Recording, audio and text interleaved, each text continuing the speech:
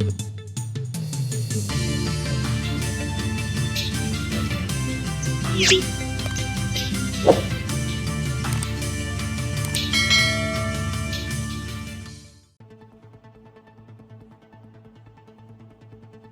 सिंहस्थ कुंभ पर्व निमित्ताने सारडा सर्कल ते द्वारका रस्ता रुंदीकरणाचं काम हाती घेण्यात आले आहे।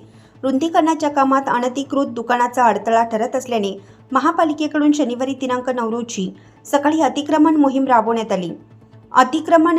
अतिरिक्त आयुक्त प्रदीप चौधरी, अतिक्रमण उपायुक्त सुवर्णा दखणे यांच्या मार्गदर्शनात विभागीय अधिकारी चंदन घुगे, हेमंत झुटे तसेच अन्य विभागाचे विभागीय अधिकारी अधीक्षक पश्चिम संजय चौधरी, नगर रचना विभागाचे उपअभियंता संतोष चोपडे, अतिक्रमण विभागाचे गुणवंत वाघ, प्रवीण बागुल, जीवन ठाकरे, स्वप्नील बांगरे, NDS पथकाचे प्रमुख अविनाश पाटील यांच्यासह अतिक्रमण पथकाच्या अन्य कर्मचाऱ्यांनी सकाळी 7 वाजेपासून कारवाईस प्रारंभ केला।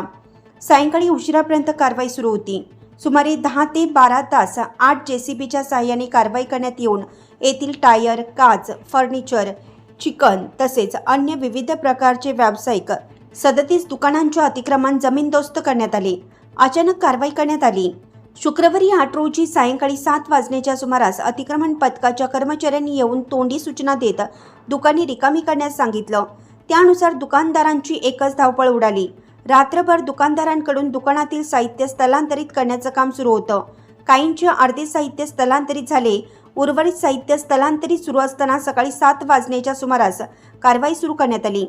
दुकानदारांनी साहित्य स्थलांतरित करण्यापर्यंत वेळ द्यावी अशी मागणी केली। त्यांना तासाभराचा वेळ देण्यात आला। त्यानंतर मात्र लगेच JCBच्या साहाय्याने कारवाई सुरू करण्यात आली। कुठल्याही प्रकारची मार्किंग न करता आणि दुकाने रिकामी करण्यासाठी अतिरिक्त दिवसांची मुदत न देता कारवाई करण्यात आल्याने व्यावसायिकांनी नाराजी व्यक्त केली।